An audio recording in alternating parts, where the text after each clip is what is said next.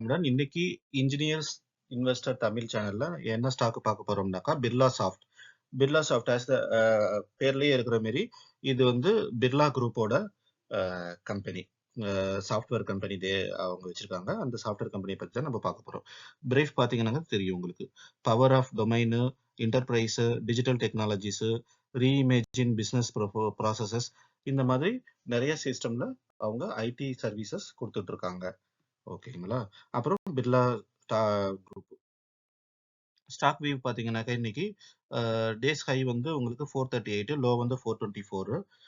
52 week high பார்த்தீங்கன்னா 574. 52 week low வந்து 331ல இருக்கு. ஆல் டைம் ஹை வந்து 861ல இருக்கு. All time low 0.7. 0.7 சான்ஸ் இல்லை. இது ஏதோ எரர் காமிக்குது. இல்லைனாக்கா ஏதாச்சும் ஸ்பிளிட் ஏதாச்சும் ஆயிருக்கும் இன்பிட்வீன்ல. அதனால கால்குலேஷன் உங்களுக்கு அப்படி காமிக்குது. All time high 861. அப்புறம் பிஇ பார்த்தீங்கன்னா 25.75. ஃபேரான பிஇ தான். 25ன்றது ஒரு கன்சிடரபிள் பிஇ தான். 25 இல்லை அதுக்கு கம்மியாக இருந்தாக்கா இன்னும் பெட்டர் அப்படின்றது இன்டர்பிரிட்டேஷன். செக்டார் பிஇ வந்து 30ல இருக்கு. ஸ்ட்ரென்த்ஸ் 3 ஸ்ட்ரென்த் போட்டிருக்காங்க. growth, net profit with increased profit margin. So growth இருக்கு. அப்புறம் எஃப்ஐஐ எஃபிஐ வந்து வித்துட்டு இருக்காங்க. ஃபாரின் இன்ஸ்டியூஷனல் இன்வெஸ்டர் எதுக்காக வைப்பாங்க? அவங்க லாபத்தை எடுத்துட்டு போறாங்க, அவ்வளவுதான். வேற ஒன்றும் ஃபண்டமெண்டலா கம்பெனில எதுவும் இது கிடையாது, தப்பு கிடையாது. ஆப்பர்ச்சுனிட்டிஸும் போட்டிருக்காங்க. அதாவது companies with price to earnings less than 3 years. Threats வந்து negative growth with promoters decreasing share holding. Threat என்னன்னாக்கா ப்ரொமோட்டர் வந்து அவங்க ஸ்டாக்கை செல் பண்ணிட்டு இருக்காங்க. அதுதான் ஒரு negative point. Next price chart பாத்தீங்கன்னா ஒரு ஜிக்ஸாக் பேட்டர்ன்ல தான் இருக்கு. 2020 அந்த ரேஞ்சில் பாத்தீங்கன்னாக்கா 100 ரூபா அந்த ரேஞ்சில் இருந்தது. இப்போ 2025ல 426 ரூபாயில இருக்கு. இடையில பாத்தீங்கன்னாக்கா 800 ரூபாய்க்கு மேல 850 ரூபாய் வரைக்கும் போயிருக்கு. எப்போனாக்கா 2024 ஜூலை ஆகஸ்ட் அந்த ரேஞ்சில். ஓகேங்களா? அப்புறம் அந்த டிடி பாக்குறீங்கல்ல, அது என்னன்னாக்கா டிவிடன்ஸ். ஸோ வருஷத்துக்கு 2 தடவை டிவிடெண்ட் கொடுத்துட்றாங்க. ஒரு 2 ரூபா 2 ரூபா 2 ரூபா 2 ரூபா 5 ரூபா வருஷத்துக்கு ஒரு தடவை டிவிடெண்டா கொடுத்துட்றாங்க.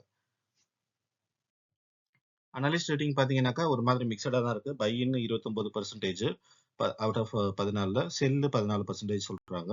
பிரைஸ் பர்ஃபார்மன்ஸ் பாத்தீங்கன்னாக்கா 1 வீக்ல நெகட்டிவ் இருக்கு. லாஸ்ட் 3 மந்த்ஸ்ல பாசிட்டிவ் ரிட்டர்ன்ஸ் இருக்கு.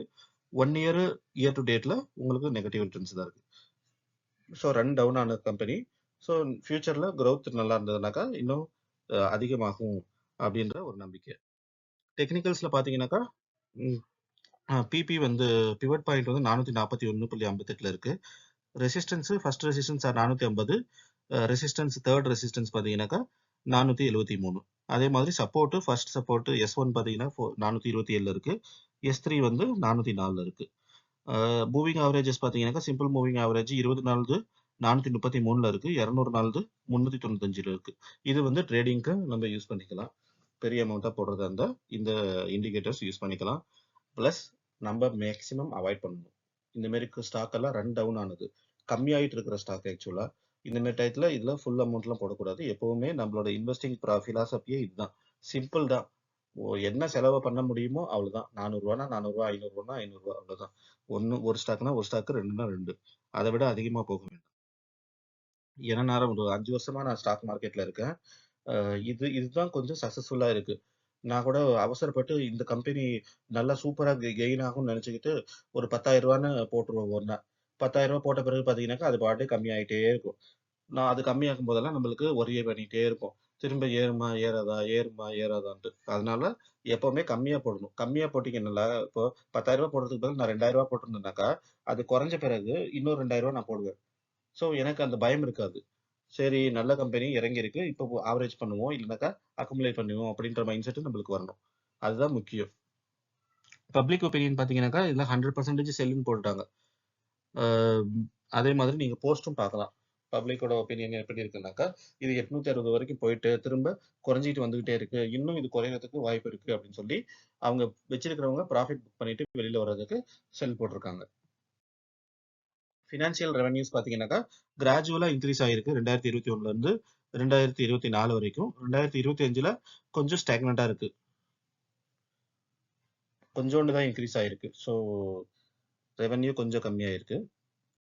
பட் மைனஸ்ல போகல, நெகட்டிவ் ஆகல compared to previous year. Broker research பார்த்தீங்கன்னாக்கா பை ரேட்டிங் கொடுத்துருக்காங்க. இது ஆகஸ்ட்ல கொடுத்தது. ஆகஸ்ட், மே, பிப்ரவரி பழைய டேட்டா. புது டேட்டா கிடையாது. இல்ல. அதில் கூட ரூ. 600 கொடுத்துருக்காங்க டார்கெட்.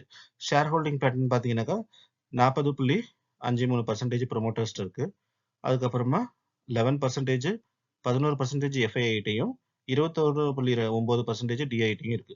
ஸ்ட்ராங்கான கம்பெனி தான். பட் நீங்க இங்க பார்க்கலாம் டேட்டா. ப்ரொமோட்டர் வந்து 2024ல 40.86% வச்சிருந்தாரு. இப்போ 40.53%. அதாவது 0.3% 1-2 இயர்ஸ்ல குறைச்சிருக்காரு. அது ஒன்றும் பெரிய நெகட்டிவ் சைன் இல்லை என்னை பொறுத்த வரைக்கும். நம்ம இந்த மாரி ரன் டவுன் ஆன கம்பெனி, எது கம்பெனி வேல்யூஸ் வந்து கம்மியாயிட்டே இருக்கு, பீப்புள்ஸ் அதிகமா செல் பண்ணிட்டு போறாங்க, ஃபண்டமெண்டல் ஸ்ட்ராங்கா இருக்கு, அப்புறம் பிர்லா குரூப்பும் பெரிய குரூப், அந்த குரூப் பேக்கப் இருக்கு இந்த கம்பெனிக்கு. இந்த மாதிரி இண்டிகேட்டர்ஸ் எல்லாம் பார்த்து நம்ம இதில் டிசைட் பண்ணி இன்வெஸ்ட் பண்ணோம்னாக்கா ஃபியூச்சர்ல நல்ல ப்ராஃபிட் வர்றதுக்கு வாய்ப்பு இருக்கு. பட் அதே டைம் நம்ம கேர்ஃபுல்லா இன்வெஸ்ட் பண்ணணும். 1-2 தான் வாங்கணும், நிறைய வாங்கக்கூடாது. அது நம்மளுக்கு பேர்டன் ஆயிடும். பியர் கம்பேரிசன் பார்த்தீங்கன்னாக்கா TCS, Infosys, HCL, Wipro, LTM entry இது எல்லாமே சூப்பரான கம்பெனி தான். இதுல பிஇ எது கம்மியா இருக்கு அப்படின்னு பார்த்தீங்கன்னாக்கா டிசிஎஸ் தான் கம்மியா இருக்கு. டிசிஎஸ், இன்ஃபோசிஸ் கம்மியா இருக்கு. விப்ரோ கம்மியா இருக்கு. விப்ரோ நம்ம ஆல்ரெடி ஒரு வீடியோல பார்த்துருக்கோம். அதையும் கன்சிடர் பண்ணலாம். விப்ரோ கன்சிடர் பண்ணலாம், டிசிஎஸ் கன்சிடர் பண்ணலாம், இன்ஃபோசிஸ் கன்சிடர் பண்ணலாம், ஹெச்சிஎல் கன்சிடர் பண்ணலாம். என்னை பொறுத்த வரைக்கும் இது எல்லாமே இன்க்ளூடிங் பிர்லா சாஃப்ட் இது எல்லாத்தையுமே கன்சிடர் பண்ணலாம். ஸோ ஒவ்வொரு நாளைக்கு ஒவ்வொரு ஸ்டாக்ல ஒன் குவான்டிட்டி அந்த மாதிரி வாங்கிக்கலாம். இல்லைனாக்கா ஒவ்வொரு நாளும் டெய்லி நம்மளால அவ்வளோ பெரிய அமௌண்ட் போட முடியாது. நம்ம ஏதோ சேர்த்து வைக்கிற கொஞ்சம் கொஞ்சம் ஃபண்டை இதுல போட்டு வச்சுக்கிறது பெட்டர். போட்டு வச்சுட்டு மறந்துடணும். இந்த பிலாசபி எல்லாமே அதுதான். இன்வெஸ்ட் பண்ணிட்டு அதை விட்டுறணும். அதை பார்க்கவே கூடாது கொஞ்ச நாளைக்கு. ஒரு 6 மாசம், 1 வருஷம், 2 வருஷம், சில டைம்ஸ் 5 வருஷம் கழிச்சு பார்க்கும்போது உங்களுக்கு அது கண்டிப்பா எஃப்டி ரிட்டர்னை விட நல்லாவே கொடுத்துருக்கும் ரிட்டர்ன்ஸ். ஸோ அந்த மைண்ட் செட்ல தான் நம்ம ஸோ அந்த ஸோ அந்த மைண்ட் செட்டில் தான் நம்ம இன்வெஸ்ட் பண்ணணும். ஸோ நம்மளுக்கு இப்போ நான் ரீசெண்டாக நம்மளுக்கு பணம் தேவை அப்படின்ற பணத்தை இதில் போடக்கூடாது. நம்மளுக்கு இப்போதைக்கு தேவையில்லை பணம்.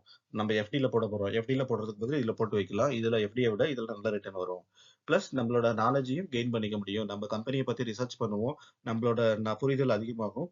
அது நம்மளுக்கு லேர்னிங் கர்வும் இன்க்ரீஸ் ஆகும். எப்பவுமே என்ன ஆகும்னாக்கா நம்ம படிக்கும்போது நல்லா படிச்சுட்டு இருப்போம். அதுக்கப்புறம் வேலைக்கு வந்தோடனே படிப்பு அப்படியே விட்டுருவோம். அதெல்லாம் ஒரு மாதிரி நெகட்டிவ். உங்களுக்கு அப்ப தெரியாது. சரி வேலைக்கு போறோம், சம்பாதிக்கிறோம், என்ஜாய் பண்றோம் அப்படின்னு இருக்கும். வருஷங்கள் போக போக உங்களுக்கு அந்த ஃபீலிங் வரும்.